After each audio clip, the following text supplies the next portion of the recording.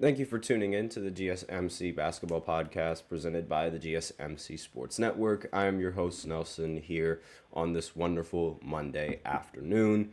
And the first true week of NBA basketball has just concluded. And this is the first weekend where we've actually been able to have nothing but basketball news and nothing but basketball games.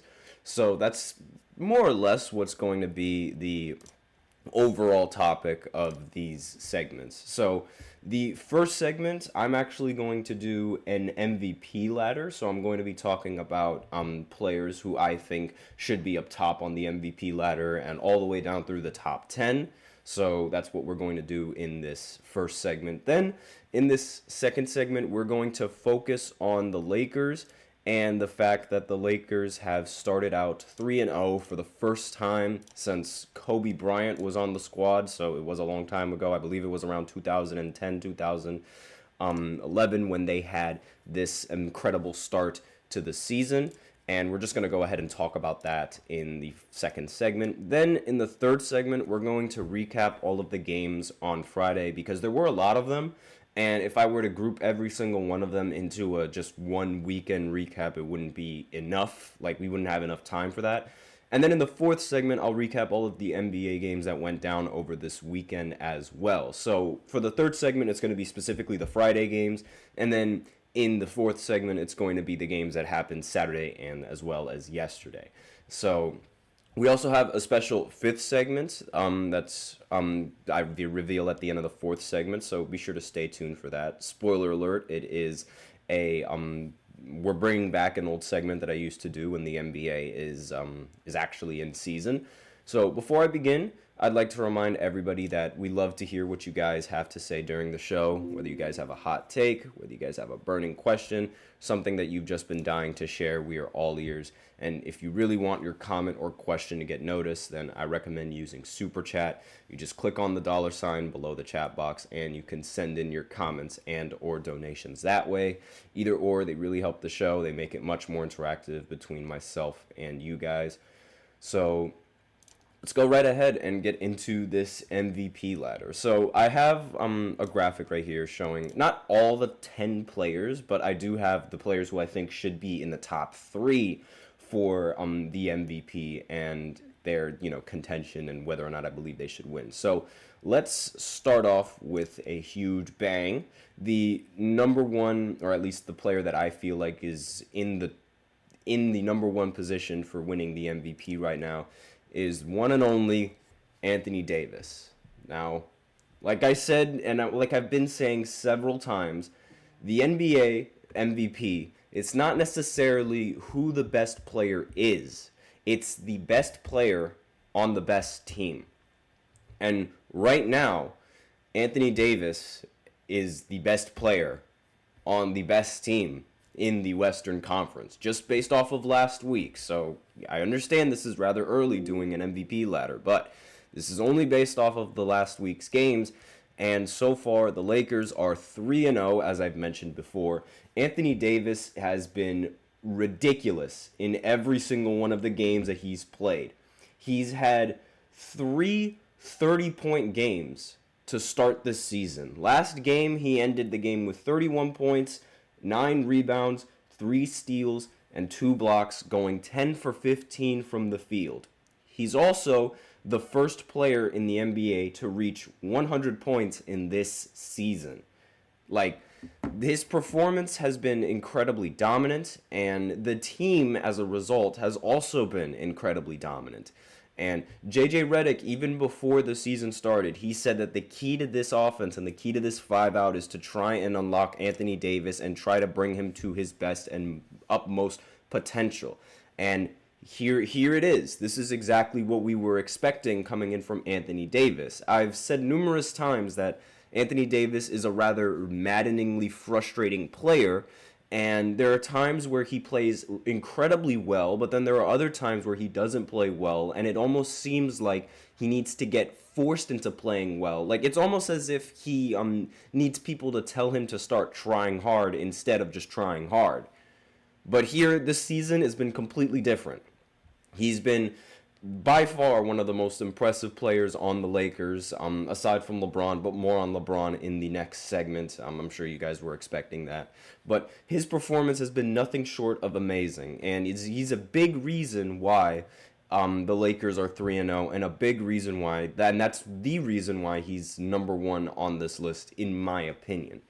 And you could make the argument that he should be a close second to the next guy on this list, Jason Tatum. Now, again, with Jason Tatum, what he's been doing with the Celtics, I will say, I understand that the Celtics, they just have a much better team, that as opposed to the Lakers team, where it's essentially, well, more or less, it's LeBron, Anthony Davis, along with a couple of role players.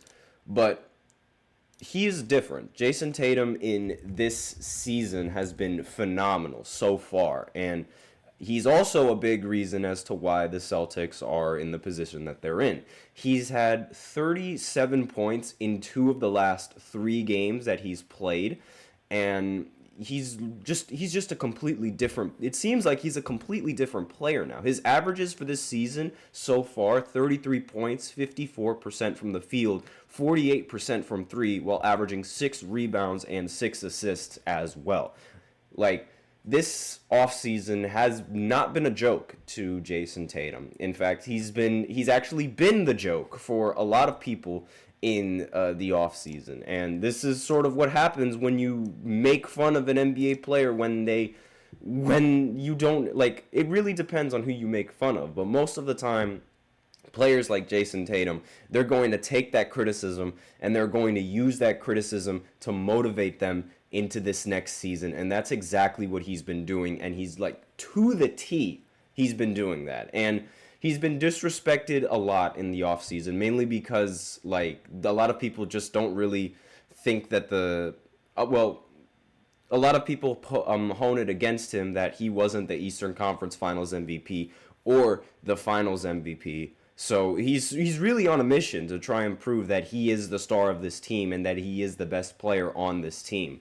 That's really what it seems like. It's just, and not to mention the media adding fuel to the fire on, with Jason Tatum not playing in the Olympics also had something to do about it. So I blame all of the fans and all of the fanatics that made fun of Jason Tatum, because that criticism is enabling him to do things that we expect him to do, but he hasn't really been that consistent at doing. And as a player, as a person who would much rather see the Lakers end up winning it all, this is very, very maddening. Now, the next player on this MVP ladder is probably going to shock all of you at first, but it is Chet Holmgren. Now, I do know that the Thunder, they also have another MVP caliber player in SGA. He's going to be directly below Chet Holmgren in this ranking.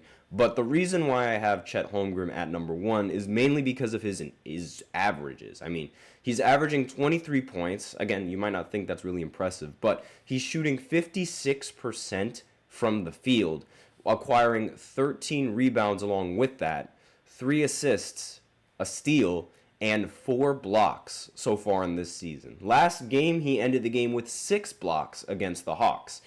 And he's been incredibly efficient so far to start this season. It would be a crime to not put him in the top 3 based off of these performances. Not to mention, he's probably, if he's not going to win MVP, I wouldn't be surprised if he wins Most Improved Player, because he went from averaging 16 points, 7 rebounds, 2 assists, and almost a steal, to averaging 23 points, 13 rebounds, and a steal, along with 4 blocks. That is a huge improvement from what he's done last season. And last season, being runner-up to Rookie of the Year is not that bad. It's really not that bad. Granted, he didn't receive a vote for winning Rookie of the Year, but that's also because Victor Wembanyama was just Victor Wembanyama. There was nobody that was going to win Rookie of the Year over Victor Wembanyama last season.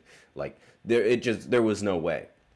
But again, this season is young, so just keep in mind that these MVP rankings are most likely to change. Now, at number 4, we have SGA. Obviously, SGA, he has to be included on this list as well. He's on one of the very few teams that is undefeated so far in this season. They did beat the Denver Nuggets, and then towards the weekend and on the weekend, they ended up beating the Chicago Bulls and the Hawks. Now, while the Bulls and the Hawks might not be contenders in the Eastern Conference, that still doesn't deny the fact that SGA and the Oklahoma City Thunder are 3-0. So we'll have to wait towards later on in the season to see which of the two players between Chet and SGA remain the most consistent. Now, the next player that I have on my MVP ladder that is probably going to really shock a lot of you is Trae Young. Trae Young is going to be number 5 on this list. Now, a lot of people, Trae Young is one of the most disrespected athletes of this time, I will say that. There were a lot of people that were thinking that someone like Tyrese Halliburton is better than Trae Young. To that, I say, ha! And look at the performances that they've had recently, but more on that later. But in the last 2 games, over the span of the season so far, Trae Young has averaged 30 points, 46% from the field, 10 assists, 4 rebounds, and 1.7 steals. He also recorded 4 steals against the Charlotte Hornets. Now, the last game against the Thunder was a bit of a dud for him, and he also ended the game with 10 turnovers. The defense on OKC was just absolutely ridiculous against the Hawks. But still, this is just based off of the first few games, so I have to put him at number 5 just based off of the fact that they are 2-1, and Trae Young is a big reason why. Next player on this list is Stephen Curry. He's being 6 on the MVP voting, and Steph Curry is basically, as of right now, the only star left on the Golden State Warriors, and because of that, he's going to get a little bit of a boost into his MVP ladder and his MVP ranking. Now, his averages so far aren't really all that impressive. 18 points, 41% from the field, 40% from 3, 6 assists, 5 rebounds, along with 2 steals. So again, not really that impressive, but I do expect the points production to increase a lot better and as the season progresses. And the rest of the players that are below on this list, again, this is just based off of pure stats and pure team position in the NBA right now. So it's very early, so don't get upset if there's somebody on this list that you expect to not be on this list later on in the future, because that's most likely going to happen. And the reason why I say that is because the next player on this list is Derek White. Now, I understand I recently put Jason Tatum on this list, and Jason Tatum is by far the best player on the Boston Celtics, just given his position and given how he's been playing. But Derek White, compared to every other star that's been playing right now, and again, team record is a very, very big part of these MVP rankings, he's been arguably, again, it's an argument, second or maybe even the third best player on the Boston Celtics, and a big reason why the Celtics have had this much success. He's averaging 20 points, 52% from the field, 43% from 3, along with 4 rebounds and 3 assists. It's a little bit more efficient than Jaylen Brown, despite the fact that Jaylen Brown has been having a little bit more production than Derek White in this past week in terms of games played and things like that. But still, not having a loss on your resume so far is a very key factor as to these MVP rankings, in my opinion. And also it goes down to personal individual performances, but still your team record is the most important thing. Next, we're going to speed run through this. Next is Ivica Zubac, and then under that is Jarrett Allen and Buddy Hield. Now, again, these are based off of team record and how they've been performing, which is why these these last 3 players actually, they aren't as high in the ranking. Mainly because, I don't really feel like their production is going to last throughout the rest of the season, but I cannot deny their team record and the impact that they've had on their team through these runs and through the games that they've ended up winning. And the Clippers actually started to shock me in some of these games that they ended up winning. In fact, I picked them to lose in a lot of these games, but that has not been the case. A big part of that is because of Zubac. And not to mention Buddy Hield also being like a little bit in the lower half of the MVP of my MVP list. It's really like he's been playing very, very well. And Jared Allen was basically like, someone I had to pick somebody, and so I just decided to pick Jared Allen. And I do think Donovan Mitchell is going to be better than him this season, but as of right now, that's where I'd put him. So those are my MVP rankings. Those are my MVP standings. Let me know what you guys think of them in the comments right now. And with that out of the way, we can go ahead and go into our break. And then I'm going to focus on talking about the Lakers win over the weekend. So I'll be right back after this short break. Be sure to stay tuned. I feel like I'm losing my mind. Is everybody in the world blind? Please, Lord, give me a sign, a sign. I feel like I'm losing my mind. Is everybody in the world blind? Please, Lord, give me a sign, a sign. I wanna be the greatest. Everybody on the fake shit. I look around and feel like everybody is the fakest. I make this every day and I'm impatient, hoping one day I blow up from the basement. Statement, the top is so vacant. I don't hear shit that I think is amazing. Waiting for my day when I'm playing sold out shows for 1,000 faces. Hey, give me that crown, get in my way and to be put down. It ain't your place, all this my town. If I want that shit, then I'll get it right now. I'm losing it, the noose it fits, I'm losing shit, a stupid myth. You choose to live or choose to dip, you choose to fight or lose your grip and lose a gift.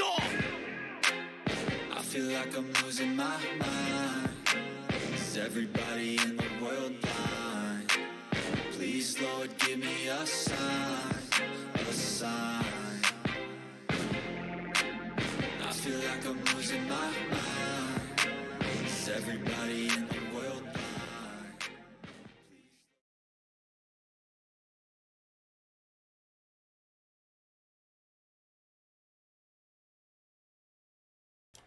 And we are back with the second segment of the GSMC Basketball Podcast presented by the GSMC Sports Network. And in this second segment, we are going to be talking about the Lakers and their previous games that they ended up winning over the weekend.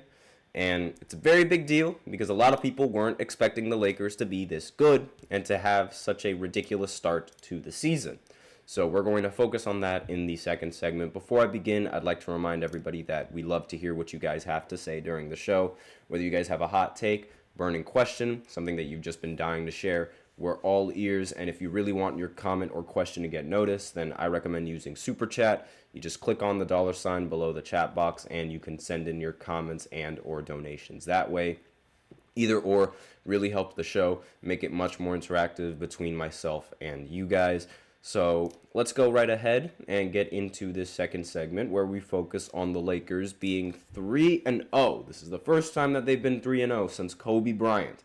And like I said in the first segment, one of the biggest reasons as to why they ended up being 3-0 is because of the peak performance and MVP caliber performance coming in from Anthony Davis. And also the fact that Darvin Ham is no longer their head coach. It is absolutely baffling just how good this Lakers team is without Darvin Ham as their coach. Just how much that they've been held back by Darvin Ham is criminal. It is absolutely ridiculous how often they've been held back. And it should also be noted, the Bucks aren't really doing much better now that they have Doc Rivers and Darvin Ham as their coaches. They've actually lost in 2 of the games that I expected them to win in. So clearly, Darvin Ham is a big problem and a coach that you just don't want on your team. It's really, it's almost apparent now. In fact, I can make the argument that it is apparent now because, again, the Lakers, they have not had such a successful start in a season since Kobe Bryant and in 2010. That was a very long time ago. And ever since they got JJ Redick as the coach, boom, here comes the success. Like, this immediately, I know I'm going to jump the gun on this, but LeBron, every single year that he started 2-0, has not won a championship, but has made the finals. So I really don't see. I expect a very deep playoff run coming in from these Lakers this season with JJ Redick as their coach. Like, the effects are clear. I'm sure a lot of you guys thought I was overreacting. I am not. It is clear cut that this Lakers team is a much more different team than what they were last year. And LeBron James, in the most recent game against the Kings, ended with 32 points, 14 rebounds, and 10 assists. The oldest player to ever record a triple-double in NBA history. The oldest player to ever record a 30-point triple-double in NBA history. Not to mention, he ended up becoming the first player ever to score 15-plus points, get 5-plus rebounds, get 5-plus assists, and shoot 100% from the field in a quarter. And he did that in the fourth. The most important quarter in any basketball game. He did that in the fourth quarter. If that doesn't spell clutch, if that doesn't spell the greatest player on the history of basketball, then I don't know what does. You have to argue with a wall. Like, there is just absolutely no argument at this point. And last night in the fourth quarter, year 22, LeBron James, he ended the game scoring 16 points in 2 minutes and 59 seconds. Before this season, the highest scoring game in year 22 was 17 points by Vince Carter. So, I'm gonna repeat that again. LeBron in the fourth quarter, year 22, 16 points in 2 minutes and 59 seconds. Before LeBron did that, the most points scored in the 22nd season of an NBA player was 17 points by Vince Carter. LeBron basically almost broke that record in 1 quarter of play. And it was barely even 1 quarter because, again, he scored those points in 2 minutes, almost 3. He is the greatest basketball player to ever exist. There is zero argument about that. Absolutely none. It also goes to show just how pitiful Darvin Ham was as the coach. Now, let's actually talk about the games themselves. So, the Phoenix Suns game, it ended up taking place on Friday. Now, the Lakers, they did not really have a good start in this game. The Phoenix Suns were up by, I want to say, around 15 points at around the first quarter, going into the second and late into the second. And it seemed like the Lakers were going to get their first loss, but JJ Redick had other plans about that. There was a timeout that was called when the team was on a run, and the Lakers slowly started to claw their way back up to the point where they ended up holding the lead going into the third. Actually, not going into the third, but going into the third. They ended up making the game rather close. And then in the next half, they outscored Phoenix 35-24. Now, Devin Booker did not really play well in this game, at least from what I've seen. He was rather inconsistent. He did end the game with 23 points, but he did shoot 9 for 21 from the field. So the Suns' shots, they really just weren't falling for them in this game. But despite this, the Suns still shot 45% from 3 as a team and 51% from the field as a team. So it's not like the Suns were really playing bad. It's just the Lakers, they were playing that much better. Anthony Davis, he ended the game with 35, 8, and 4, along with 2 blocks, and he also shot 11 for 18 from the field. Austin Reeves also played really well in this game. 26 points, 8 for 12 from the field, 5 for 7 from 3, while also recording 8 assists along with 4 rebounds. This team is dangerous. LeBron didn't really have as much of a dominant performance as you'd expect in this game. 21 points, 8 assists, and 4 rebounds. But he more than made up for it in the next game against the Kings. D'Lo was pitiful against the Suns, by the way. 5 points, 5 assists, 2 rebounds. And he ended up going 1 for 6 from the field. He might be the X factor in this postseason and a big detriment in the postseason if he doesn't get it together. Now, against the Kings, LeBron and Anthony Davis, this was the LeBron and Anthony Davis caliber performance that I was expecting. And on top of that, they also had some significant help from the rest of the lineup and the rest of the rotation. Aside from LeBron and Anthony Davis scoring 30 points, Roy Hachimura ended up scoring 18, 9, and 3. Austin Reeves ended the game 16, 7 rebounds, and 6 assists. D'Lo also ended with 16 points and recorded 5 assists along with 4 rebounds with that.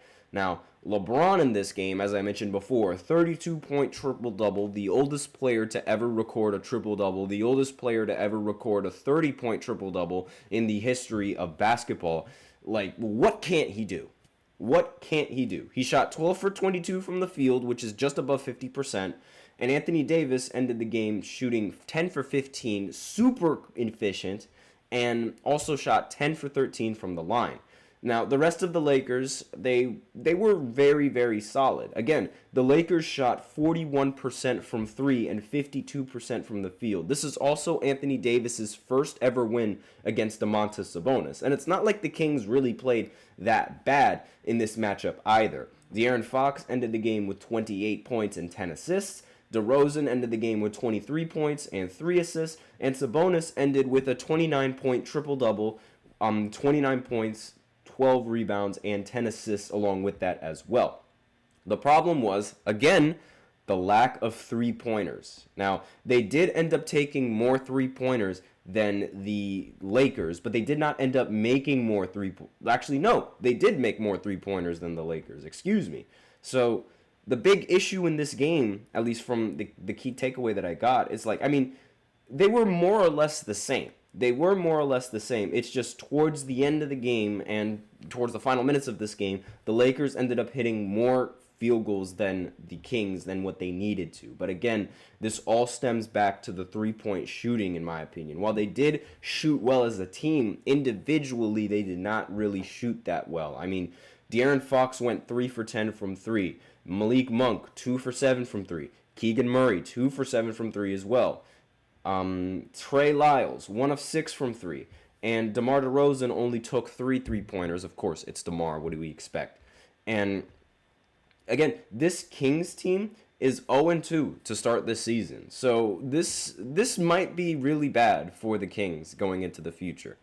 But that's all that I really have to say about the Lakers, and that's the big recap that we have with the Lakers. So now we're going to go ahead and recap the rest of the games that happened on Friday and talk about how accurate my predictions were. So I'll be right back after this short break. Looking for your daily fix of sports talk without having to pay for it? GSMC Sports Network is available on YouTube. Just search GSMC Sports Network. Get your fix of daily sports talk shows on YouTube, absolutely free. NFL, college football, NBA, MLB, MMA, UFC, fantasy football, and so much more. GSMC Sports Network has shows running all day long, with new sports shows starting every 2 hours. Just like on your favorite cable sports channel, except GSMC Sports Network is absolutely free. Just search GSMC Sports Network on YouTube to catch one of your new favorite shows, like the GSMC College Football Podcast, Chip Shot Football Podcast, Hoops and Heels Women's Sports Podcast, GSMC Basketball Podcast, and so many more. Check it out for yourself. GSMC Sports Network, now available on YouTube absolutely free.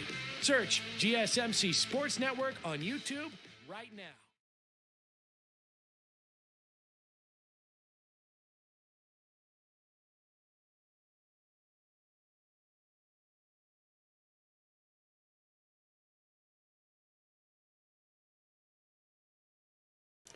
And we are back with the third segment of the GSMC Basketball Podcast presented by the GSMC Sports Network. And in this third segment, we are going to be looking at talking about the games that went down on Friday and recapping just how accurate my predictions were and whether I ended up getting them right, whether I ended up getting them wrong, and the teams that ended up winning in this matchup, of course. So I already talked about the Lakers beating the Suns. They ended up, I picked the Lakers to win this game, and I had full confidence in the offense. I had full confidence in LeBron and Anthony Davis, and they completely delivered. So I'm not really going to talk about that game all that much, but based off of the Suns' performance, I actually didn't really talk about the Suns in this game. Kevin Durant ended with 30 points, 6 assists, 4 rebounds. It just wasn't enough to beat the Lakers. Bradley Beal ended with 15 points, 9 assists as well, and didn't really shoot that efficiently, 6 for 14 from the field. Same thing with Devin Booker, did not really shoot all that efficient either from the field, and that was one of the big reasons why the game ended the way that it did, mainly because they ended up going on a slump when they really, really didn't need to go on a slump and when it was really needed of them to perform. So that's really all that I have to say about that game for Phoenix. Now, the next game that I have on this list is the Nets going up against the Orlando Magic. Orlando Magic. Now, the Magic, I picked the Magic to win this game, and they did not disappoint. They won 116 to 101. Paolo Banchero ended the game with 15 points, 9 assists, and 6 rebounds. Didn't really have much of a dominant performance as I thought. However, he did get aided from Franz Wagner, who ended the game with 29 points, 6 rebounds, and 5 assists. And he didn't shoot that many threes either in this matchup. He ended up going 10 for 19 from the field, 3 of 6 from 3, and still ended up recording 29 points. It was a fantastic game coming in from Franz Wagner. Not to mention, Moritz Wagner ended up going 7 for 8 from the field with 18 points and 1 of 2 from 3. Now, the Brooklyn Nets, in this matchup, obviously Cam Thomas was the leading scorer. He's been the leading scorer for the Nets for a pretty considerable amount of time. 7 for 17 from the field, however, not really that efficient. Dennis Schroeder, 7 for 12, 20 points. And Dorian Finney-Smith ended with 6 for 10 from the field, along with 15 points. Cameron Johnson did not really have that good of a game in this matchup, 4 for 12, 2 of 10 from 3, but it does happen. I did not really expect the Nets to win at all this weekend. They ended up shocking me. That's some big foreshadowing. And really, not much that needs to be said, because in this game I totally expected these results. Now, the Knicks against the Pacers. Now, I picked the Knicks, and I stuck with that pick. I was a little bit lenient because I had no idea how this game was going to go, but the Knicks ended up prevailing, and I will say the scoreboard and the score of this game definitely shocked me in this matchup. The Knicks ended up winning 123 to 98. Josh Hart ended the game with 20 points and 10 rebounds. Mikal Bridges, ended the game with 21 points and 5 assists as well. He also shot 8 for 12 from the field, 2 of 3 from 3. So maybe he's figured out his new jump shot. We'll see. I have no idea. Jalen Brunson, he ended the game with 26 points, 5 rebounds, 5 assists, going 10 for 19 from the field. And Karl Anthony Towns ended the game with 21 points, 5 for 11 from the field, along with 15 rebounds to go with that. So in the starting lineup, 4 players on the Knicks ended up scoring 20 points or more. And really, when you have that starting lineup playing as well as they are, you really don't need that much production coming in from the bench, especially when the Pacers were playing abysmal tonight. They were absolutely horrible. Now, at an individual standpoint, Benedict Mathurin ended up going 8 for 13 with 20 points. Miles Turner ended the game with 13 points, 5 of 9. And Pascal Siakam ended 5 for 11 with 12 points. Now, they shot 3 for 30 from 3.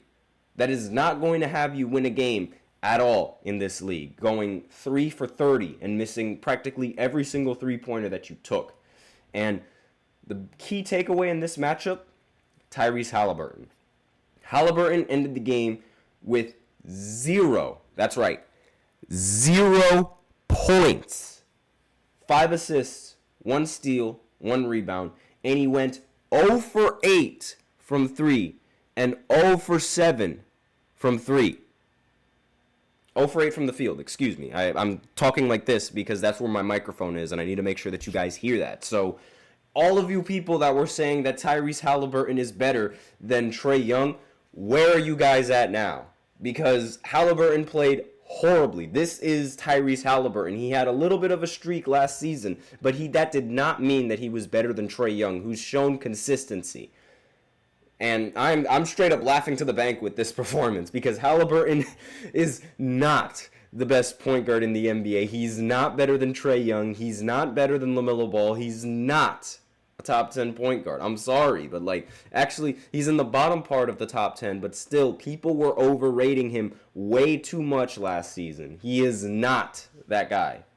And Just letting you guys know. I mean, 0 points is absolutely ridiculous coming in from someone who's supposed to be a true point guard in the NBA. And people seriously thought he was better than Trae Young. Like, come on. Now, next game on this list, Warriors matched up against the Jazz. I expected the Warriors to easily beat the Jazz. They won 127-86. Steph Curry ended the game with 20 points. Andrew Wiggins ended the game with 10 points and 13 rebounds to go along with that. And off the bench, Buddy Hield in 20 minutes scored 27 points and also recorded 7 for 9 from 3. This system with Buddy Hield is absolutely incredible, and it's very, very dangerous. And while I will say that this was against non-contending teams, I'd still worry about Buddy Hield from outside the three-point line. But so far, these Warriors have been they have been playing pretty well, so far. Obviously, this is some foreshadowing to what happened last weekend, but a lot of Warriors fans, they're thinking that they're contenders just based off of these performances against non-playoff teams. To that, I say, ha, you guys are very funny. Your time has already expired. But aside from that, I mean, the Jazz, they played absolutely abysmal in this game. Nobody scored 20 points in this matchup for the Jazz. The best scorer was John Collins with 14 points. And, I mean, the rest of the team, they shot really, really poorly. 9 for 42 from the three-point line. That's not going to have you win games, especially against the Golden State Warriors, who love to shoot the three and have everybody shoot the three ball. They shot 20 for 50. When a team is making 20 three-pointers and you're making only 9, you're not going to win that game. So, next matchup, the Raptors, they ended up matching up against the 76ers. I predicted that if Paul George was playing in this game, then the 76ers would win. Paul George, in fact, did not play in this game for the 76ers. And because of that, I picked the Toronto Raptors to end up winning this game, and I ended up being right. The Raptors ended up winning 115-107. Kelly Oubre Jr. for the 76ers ended the game with 28 points, which is very, very efficient. And it's very good, and he also shot 9 for 17, but it still wasn't enough. Tyrese Maxey, I don't know what's up with Maxey, but he's like turned into Kobe Bryant in this season so far, taking so many shots. I don't think he's taken less than 20 shots at all these past few games. He shot 6 for 23 from the field, 2 for 12 from 3, and ended with 24 points. Now, he did end up with more points than shot attempts, but still, 6 for 23 is is not that good. And 2 for 12 from 3 is also not that good. Again, 76ers ended up making only 9 three-pointers in this matchup. When you're only making 9 threes, it's really difficult to win. But the game was rather close because the Raptors themselves didn't shoot that well from 3 either. They shot 6 for 23 from 3. The big difference here was the lack of star power, in my opinion, and the fact that Tyrese Maxey was ball hogging a lot of the shots. And, I mean, he took 23 shots. That's a lot of shot attempts for one player. And to only have 24 points to show for it is less than ideal. And I understand that, he doesn't have Paul George or Joel Embiid to really help him, and, he doesn't really rely on anyone else to give the ball. I totally understand that, but still, this kind of, if you're going to take 23 shots, you should at least score, a considerable amount. And I mean, 2 for 12 from 3 is also really, really bad. Now, the next game, the Cavs, they ended up easily beating the Pistons 113-101. I'm not going to talk about this game that much because I totally expected this coming in from the Cavs. Jarrett Allen ended 17-11. Donovan Mitchell and Dean Wade ended up scoring 19 points, and Garland ended with 13. Now, for the Pistons side, Cade Cunningham continues to drop 30 points and continues to lose because his team is just not that good. So, again, not really going to talk about this game that much because we are a little low on time, as well as the fact that, I totally expected this outcome, and all of you definitely did.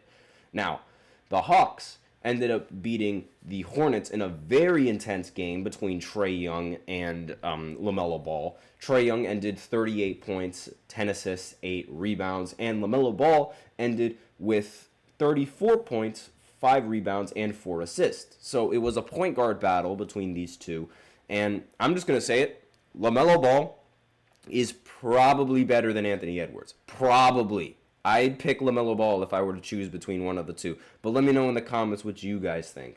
Miles Bridges in this game ended with 27 points as well. And Nick Richards ended the game with 12 points and 13 rebounds. Now, again, this was a very close game. Both teams played really well, and it really came down to the wire in this matchup. Now, the number 1 pick in the draft, Zachary Resacher, ended the game with 5 points, but nobody is going to really focus on that because a lot of people are more focused on Bronny James and his performance. So Rookie of the Year, at this point, it's still up for grabs for who's going to win Rookie of the Year. He also shot 1 of 5 from field, so not really that efficient. Now, the Pelicans, they ended up beating the Trailblazers on a game-winning block from Zion Williamson. Zion ended with 16 points, 11 rebounds, and 7 assists. CJ McCollum ended with 20 points, and Brandon Ingram ended with 21 points. Now, for the Trailblazers, Jeremy Grant ended with 34 points. Fernie Simmons ended the game with 24 points. And DeAndre Ayton ended with 10 points and 15 rebounds. Again, I'm skimming through a lot of this because I don't really have a lot of time for this. Now, the 2 games that shocked me were the Houston Rockets against the Memphis Grizzlies and the Bulls against the Milwaukee Bucks. I picked the Grizzlies to win in this matchup. They ended up losing in a blowout, 128-108 in this matchup against Houston. And Sengun in this game had 16 points, 15 rebounds. Jalen Green ended this game with 22 points. Jabari Smith Jr. ended with 14 points and 16 rebounds. Dylan Brooks ended with 18. Everybody was in double figures for the starting lineup. And for the Grizzlies, it wasn't the only real star of this game. Actually, the 2 stars were Ja Morant and Desmond Bane. Ja ended with 24 points, but only 2 assists to show for it. And Desmond Bane ended with 17 points, 4 assists, 3 rebounds, a better all-around game, but still just wasn't enough to beat the Houston Rockets in this matchup. The rest of the bench for the Memphis Grizzlies is looking a little bit questionable. Jalen Wells shot 3 for 14 from the field for only 8 points. And Zach Edey, however you pronounce his name, I still haven't figured that out, so I apologize. He ended the game 6 for 10 with 13 points. So far, just based off of this last few weeks and these last few performances, he looks like the player that's going to end up winning Rookie of the Year. But again, it is still all up for grabs. Shepherd in this matchup did not really play well. He only scored 6 points, and so far this season, he's only been averaging 3 points, 1 rebound, and 2 assists. Obviously, that's not going to get you Rookie of the Year. And the Bucks losing to the Bulls. This was another one that I did not expect, but then again, I should know better because Doc Rivers and Darvin Ham are 2 coaches on the Milwaukee Bucks.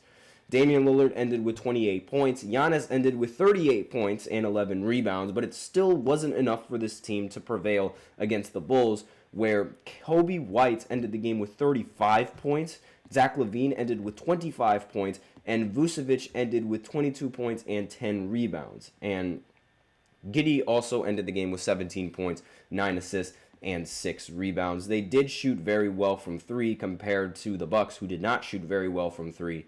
And that's really the key difference between those 2 players. Now, I skimmed through a lot of it, and I skimmed through a lot of what I wanted to talk about because we are out of time. So we're going to go ahead and go into the 4th segment where I recap the rest of the games that happened over this weekend. So Saturday and Sunday. Stay tuned if you guys are interested.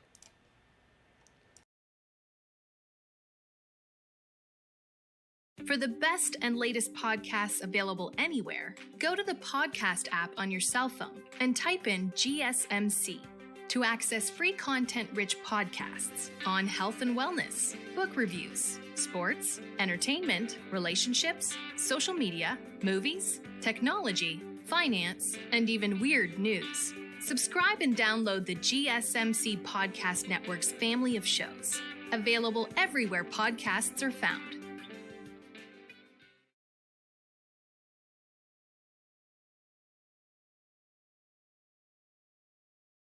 And we are back with the 4th segment of the GSMC Basketball Podcast presented by the GSMC Sports Network. And today, in this 4th segment, we are going to go ahead and recap the games that happened over the weekend. I'm going to do it quickly just because we are rather short on time. And the trend of me always picking, always 2 teams that I pick end up losing has ended on Saturday.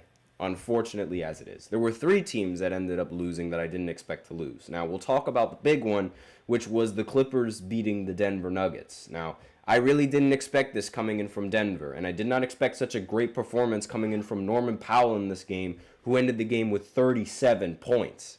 And it was really a very close game all the way down to the wire. The Clippers, they ended up rallying towards the end of the fourth to hold their lead in the end. James Harden ended with 23 points and 16 assists, and Ivica Zubac ended the game with 24 points and 15 rebounds. Now, that was really the only production that the Clippers needed in order to prevail against the Denver Nuggets, because the only player that really played solid in this game and really played very well in this game, the two players actually, were Jokic and Jamal Murray. Now, Jokic ended the game with 41 points, 9 rebounds, and 4 assists, but again, it really wasn't enough for this team and for this Clippers team, which is very, very surprising. Jamal Murray ended the game with 22 points, and he shot 7 for 14 from the field, which is rather efficient. But when you have Aaron Gordon going 3 for 10 and Michael Porter Jr. going 4 for 13, that is less than ideal for winning a game. And not to mention the biggest problem, I think, with the Denver Nuggets right now being Russell Westbrook. Russell Westbrook went 0 for 8 in this game. So far, in the last 2 games the Denver Nuggets played, Russell Westbrook has only made 2 shots. 2! So in 2 games, he's made 2 shots. That is bad. That is really, really bad, really inefficient, and that is just hurting this team and dragging this team down to the full potential that everyone knows that they can be at. The team lacks three-point shooting, and that really says a lot when they shot 14 for 35 from 3. But you cannot deny just how much Russell Westbrook, it's not all Russell Westbrook's fault. I'm not here to blame it all on Russell Westbrook. But 2 shots in 2 games? Like, really? That is extreme levels of inefficiency coming from a former MVP and a player that a lot of people really respect. It's really just like, what is that? Like, there's no other way that I could describe it other than, what is that? I've never seen such inefficiency before. Like, what? But that's besides the point. Now, that was, again, another big reason why I thought they ended up losing was because they really just could not hold on to the lead. And they ended up turning the ball over more times than they would like in this matchup. And it was a really close game. It was a really close game up until the very end. It's just, I really did not expect the Nuggets to lose to the Clippers. I also didn't expect the Mavericks to lose to the Phoenix Suns. The Mavs ended up losing 102 to 114 against Phoenix. And, I mean, a 40-point game coming in from Luka Doncic, 40 points, 10 rebounds, it still wasn't enough. Kyrie Irving ended the game with 22 points. Klay Thompson ended the game with 19 points, which is, very solid, but Kyrie shot 9 for 22, and Klay shot pretty efficiently. He didn't shoot that efficient from 3, 5 for 12, but still, I really did not expect this coming in from the Suns. And the rest of the bench was less than productive for Dallas. PJ Washington ended 2 for 10, 1 of 5 from 3. Najee Marshall ended 1 for 5, 0 for 2 from 3. And Jaden Hardy ended 0 for 4 from the field and 0 for 3 from 3. Now on Phoenix's side, Kevin Durant ended with 31 points, 9 rebounds, 2 assists. Devin Booker ended with 21 points. And what's crazy about this game is that Bradley Beal did not participate and they still ended up winning. Now, you can make the argument that it was because those two players know how to share the ball a little bit better than adding Bradley Beal into the mix, considering how long they've played with each other so far. But again, this was a result that I just wasn't expecting coming in from the Dallas Mavericks. Now, I already talked about the Lakers beating the Kings, so that was one game that I ended up getting right. The Cavs ended up beating the Wizards. I'm not really going to talk about that game because easily we expected the Cavs to win. They won 135 to 116. The Miami Heat, they ended up beating the Hornets 114 to 106. Not really going to talk much about this game, mainly because we are low on time. Celtics ended up beating the Pistons, obviously. Thunder ended up beating the Bulls, also rather obvious. The Thunder ended up winning 114 to 95 in this matchup. And SGA ended with 23 points. Chet Holmgren ended with 21 points and 16 rebounds. And Jalen Williams ended the game with 24 points. And again, that's something that was expected. Now, The Grizzlies, they ended up beating the Magic. I thought the Orlando Magic were going to beat the Memphis Grizzlies in this matchup, but that did not be the case. That was not the case at all. Paolo Banchero ended with 16 points, 7 rebounds, 3 assists. Not a very dominant performance as I expected coming in from Paolo. Jalen Suggs ended with 21 points, 6 for 17 from the field, and Franz Wagner ended with 23 points. But on Memphis' side, I mean, one of the key takeaways in this game that I got was that Zach Edey ended up hitting a three-pointer, which is crazy, right? I did not expect him to take a three and let alone make the three, but I believe now he's shooting 100% from the three. Don't quote me on that. Santi Aldama for the Memphis Grizzlies ended with 22 points. Ja Morant ended with 16 points, and Jay Huff ended 7 of 9 from the field with 18 points. And again, I'm going to skim through a lot of these because we are low on time. Now, Timberwolves, they ended up beating the Raptors. I expected that outcome. They won 112-101. And then the Spurs ended up beating the Houston Rockets. I expected Houston to end up winning this game, but that was not the case. Victor Wembanyama ended with 29 points, 7 rebounds. Jeremy Sochan ended with 17 points, 12 rebounds. Chris Paul ended with 3 points, but recorded 9 assists along with that, which is really the big reason why they got him on the roster.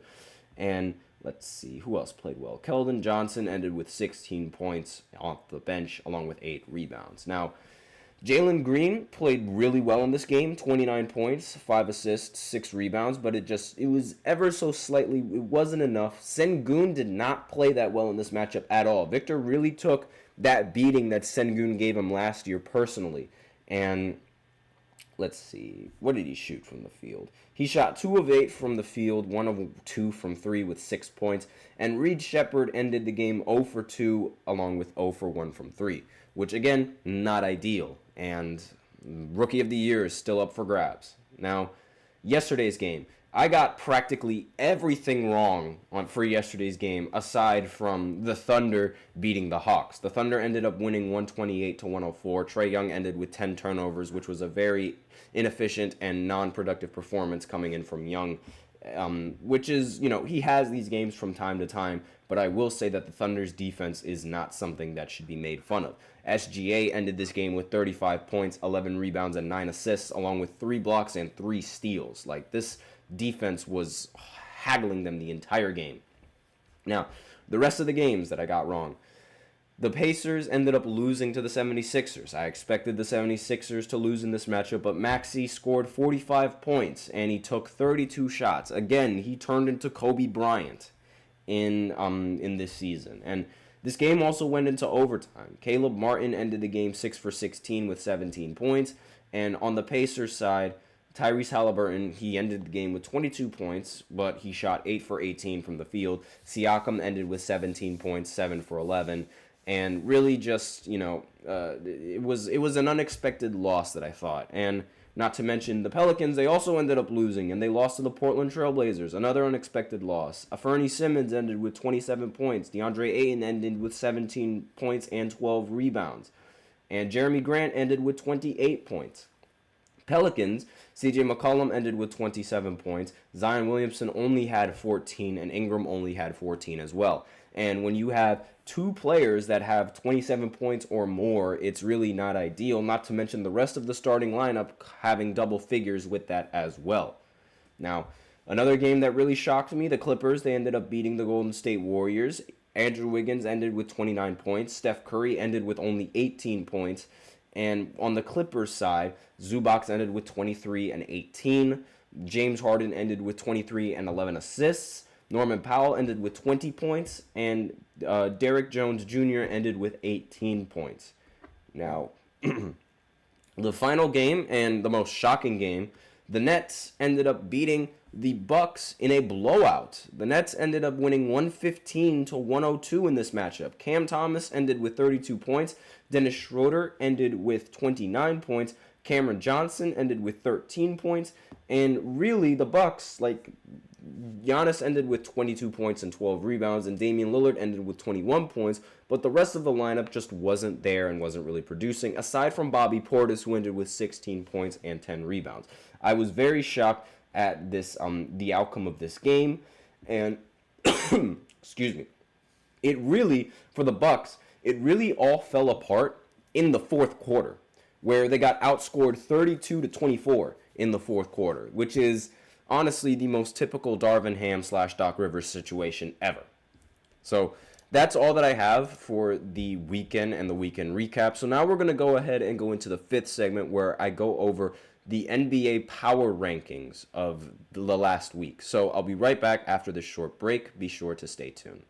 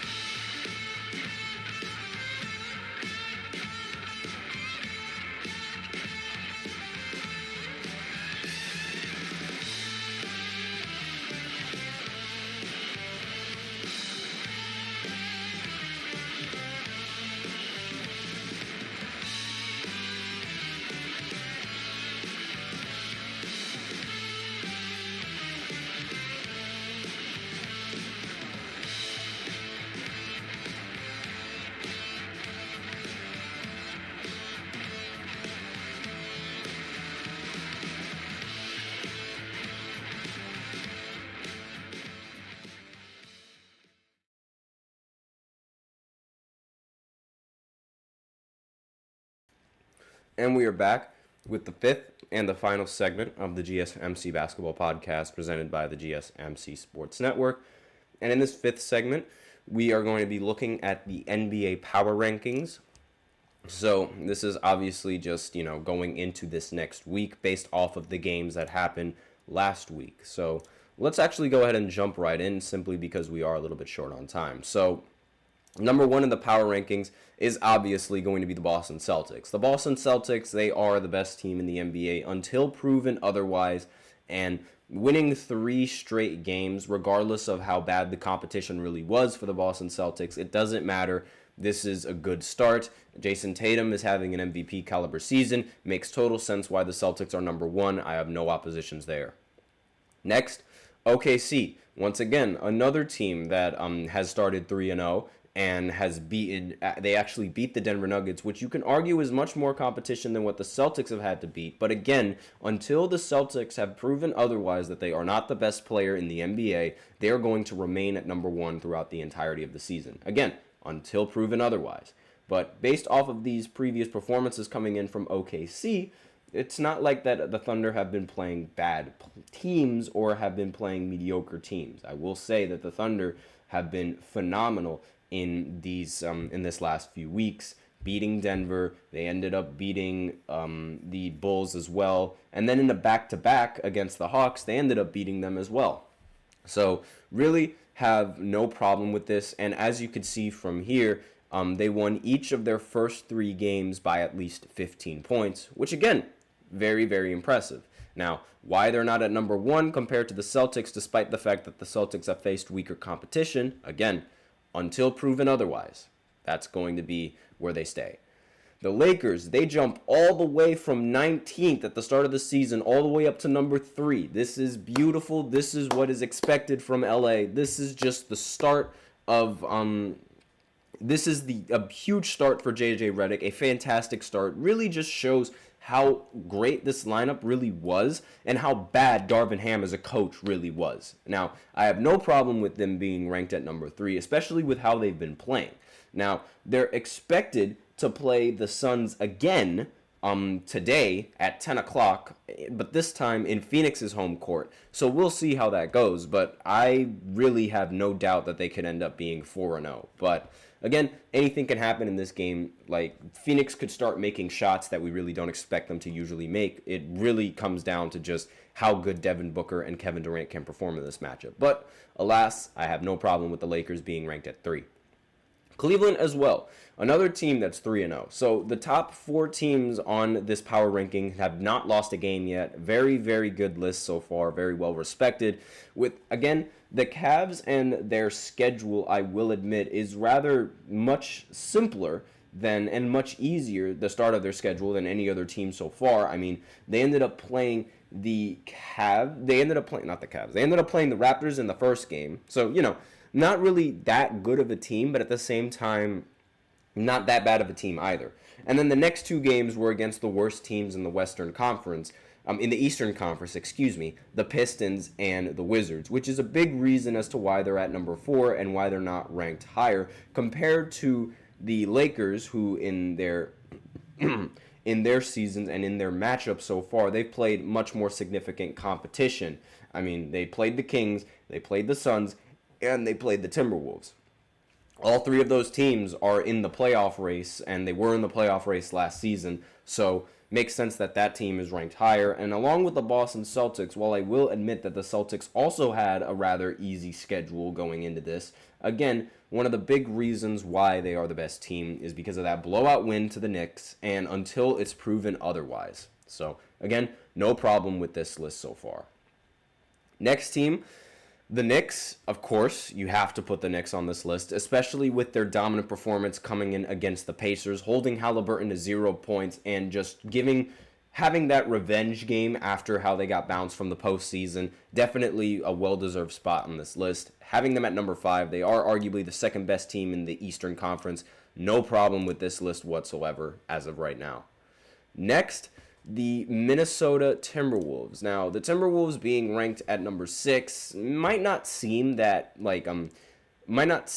like they should be ranked at number 6, but again, I have no real problem with them being ranked at number 6 at all. Now, they started out with a rather disappointing loss in LA, but then they ended up beating Sacramento, and then they also ended up beating the Raptors. Julius Randle and Anthony Edwards, ended up becoming the first Timberwolves duo to end with 30 points or more. And the fact that Anthony Edwards was unable to do that with Karl Anthony Towns speaks volume and their production so far.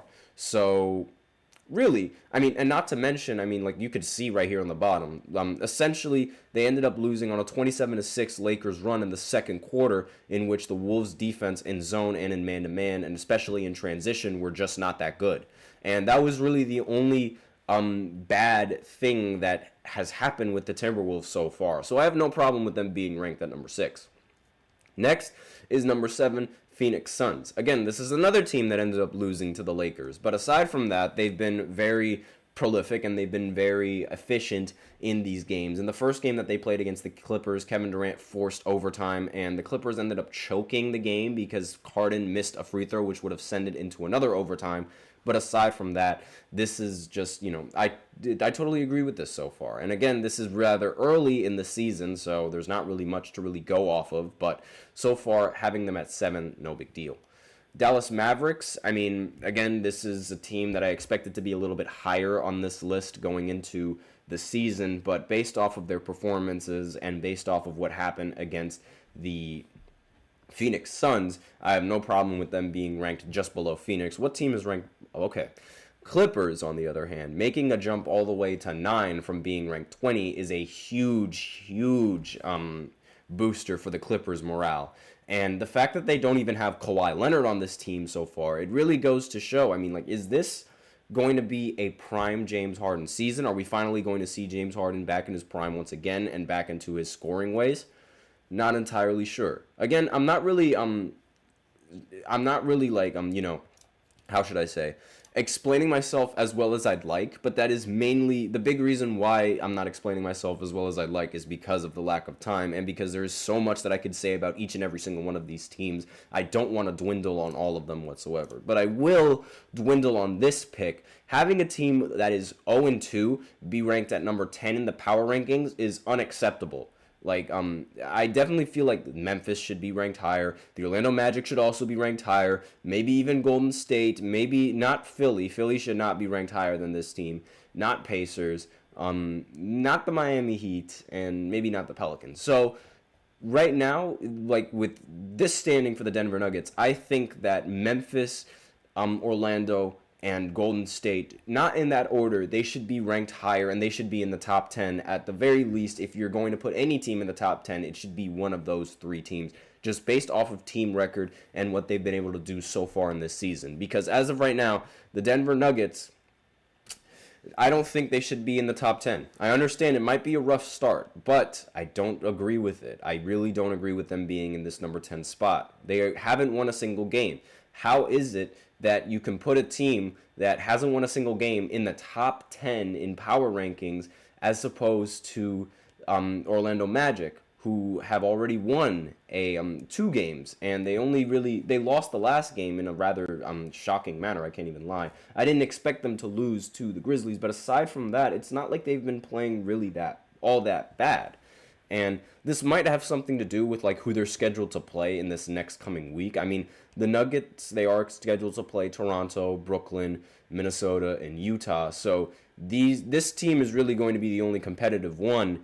Toronto, Brooklyn, and Utah, I feel like they're going to easily beat, and that's probably a big reason why they're at number 10, compared to Memphis, is going to be, actually, no, Memphis should probably be at number 10 now, just given who they're going to play in this week. Chicago and Brooklyn, that's going to be rather simple. Milwaukee seems to be struggling a little bit, so I do think that they can definitely prevail in this matchup, and with Philly, if they don't have Joel Embiid, it's all dependent on whether or not they have Joel Embiid or Paul George in this game. They could beat them. If they don't have them, then they could beat them. And even if they do have them, I'm not entirely sure what to expect from Joel Embiid and Paul George yet. Now, with the Orlando Magic, Indiana, Chicago, Cleveland, and Dallas, I will say that maybe, having them a little bit lower makes sense just based off of the fact that this team is pretty good, rather good, I should say. It's still up for grabs. This team is also really decent. This team is really good, and this team is also really good. So don't have a problem with that. This one, however, I mean, yeah, the Warriors should probably be ranked a little bit higher just based off of their opponents. I mean, they're probably going to win out in this season, in this week, excuse me. And maybe if I were to redo this, I think I would put the Warriors at number 12. Then I would put the Grizzlies up here. And then underneath it at 11, I would put the Orlando Magic. And then over at the, in this 13th spot, I would put the Denver Nuggets. But as of right now with this list, so far, I really have no problems with the rest of these teams on this list, especially with the Lakers being a top 3 team in the NBA. No problems with that. Let me know in the comments what you guys think of the top 10 teams in the power rankings. But that's all that I really have for this segment. That's it. And thank you so much for tuning into the show. And really, that's all that I got for you guys. Thank you for tuning into the GSMC Basketball Podcast presented by the GSMC Sports Network. Your support means a lot to us, so remember to subscribe to the show, leave a positive review. It really does make a difference. We also invite you to follow us on Facebook, Twitter, TikTok, and Instagram for more content and updates. And we love to hear what you guys have to say during the show, whether you guys have a hot take, whether you guys have a burning question, something you've been dying to share. We are all ears. If you really want your comment or question to get noticed, then I recommend using Super Chat. Just click on the $ below the chat box, and you can send in your comments and or donations. That way, they really help the show. They make it much more interactive between myself and you guys. And if that doesn't work, then you can always use the link displayed below the, not the link displayed below the ticker. You can always use Super Chat. You just click on the $ below the chat box, and you can send in your comments and or donations that way. And either or is going to get your comments featured on the next show. Thank you so much for tuning in, everybody. I am your host, Nelson. And actually, before I conclude, let me go over quickly the games that are going to happen today, because there are a lot of them. So, the Knicks, they're going to match up against the Cavs. I think the Knicks are going to end up winning in this matchup against the Cavs. They play at 7:30 in Madison Square Garden, so I picked the Knicks in that game. The Mavericks play the Jazz. I think the Mavericks are going to easily beat the Jazz at home. Lakers are going to play the Suns. I think it's going to be a close one, but I feel like the Lakers are going to end up winning in this matchup. I have huge faith in LeBron. The Magic against the Pacers. I think the Magic are going to end up prevailing in this matchup against the Pacers. The Heat going up against the Pistons. I think the Heat are going to win. Now, the Hawks going up against the Wizards. I think the Hawks are going to end up winning in this matchup. A battle of the 2 French stars that got picked top 2 in the draft. Probably not going to be as action-packed between those 2 stars as you might think, but who knows? That's probably the storyline going in. The Bucks are going to match up against the Celtics. I think the Celtics are easily going to beat the Bucks. They play at home, and I don't think the Bucks will have an answer for Boston.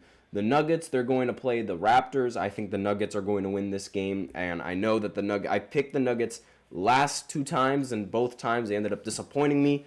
I hope that doesn't happen here in this matchup. Now, the Spurs, they play the Rockets again, and I want to pick Houston. I really do. You know what?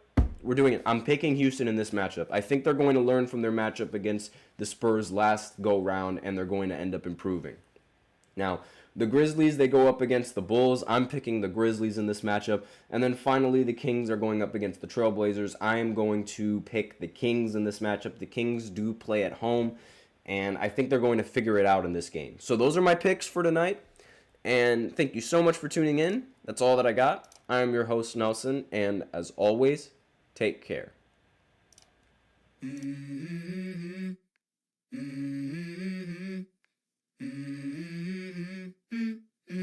Let's go. I wake up to a little bit of drool on my pillow, feel like it's gonna be a bad day.